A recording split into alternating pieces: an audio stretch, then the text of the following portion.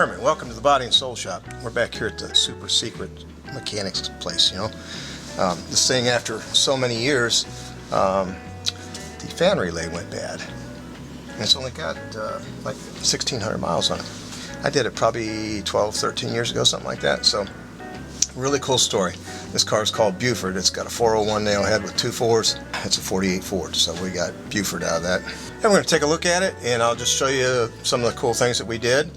And it's a neat car. The guy has had it since 1959. It was his high school hot rod that he bought for $50. I call him Mr. Bob. So, here's Mr. Bob's high school hot rod from 1959. Now, he had a smaller nailhead in it when we got it, when we started on it. We put a 401 with dual quads on it, and we put a Tremec 5-speed in it. It's got a 4.9-inch rear end. It's got a Mustang 2 front end under it with tubular A-arms and everything. Car rides and drives really, really good. So this is a BMW color blue that's on it. It originally was a dark blue car, real close to this actually, but obviously not a metallic color.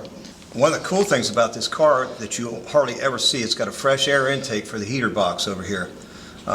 Rarely see those, so we restored that and put that back in there. Obviously it's got a louvered hood.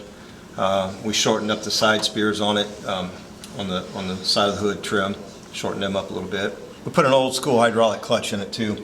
That's why the master cylinder, we've got the dual master cylinder for the brakes and single master cylinder for the clutch. For those who don't know maybe old school hot rods real well, it was really cool back in the day to have a nailhead in your car.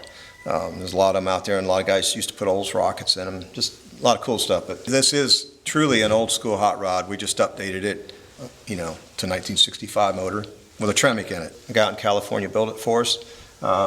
It's pretty healthy. Got a nice little cam in it and stuff, so it'll get out and run down the road pretty good. So I told you a lot of times in a previous video that cars come in 2s, 3s, colors, kinds, styles, whatever. I hadn't done any big body sedans up until this one, and then right after this one did a 44 two-door sedan. So that was kind of fun. Both of them were completely blown apart. This was up on the rotisserie. This was a very solid car. About the only sheet metal we had to replace was the rocker panel on this side. It had some crunch in it, so we went ahead and cut that out and put a new one in it. But Mr. Bob had this car in Buffalo, New York. It went to California for a long time while he lived out there. It came back to Buffalo and down to Tennessee. So he's had it ever since 1959, and not too many people can say that. It's pretty cool.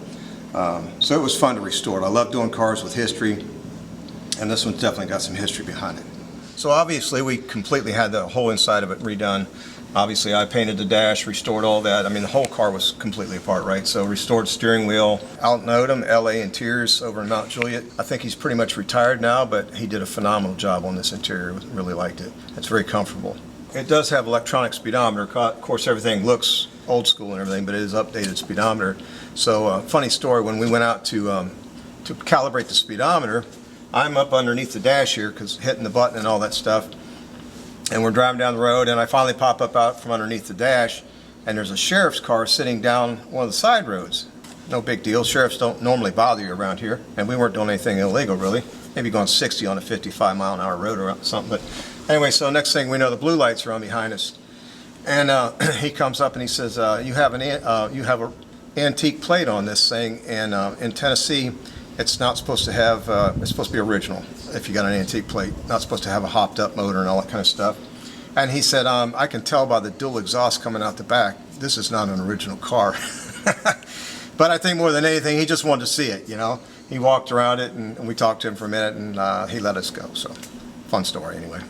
So what's really cool is how often do you see an original radio? Of course, it's all been refurbished and everything, as well as the clock. It's all updated, but just really made the inside of this car pop. In the theme of trying to keep it 50s, 60s and kind of original looking, Bob chose to go with the old style steel wheels and trim rings and hubcaps. So it is riding on BF Goodrich TAs instead of the old bias ply tires, which big difference. Okay, thanks for watching. Hope you enjoyed it, and hit the subscribe and the like button. We'd enjoy that, and we really appreciate y'all.